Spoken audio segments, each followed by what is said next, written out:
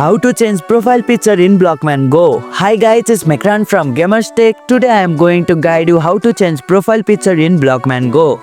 Changing profile picture in Blockman Go is quite easy. So without any delay, let's start the video. Open the game. Launch Blockman Go app on your mobile device. Access your profile. Tap on your profile avatar or username to open your profile page. Edit profile. Look for an edit or customize option on the profile page. Change profile picture. Tap on the current profile picture. This should open a menu allowing you to select a new picture. Select a new picture.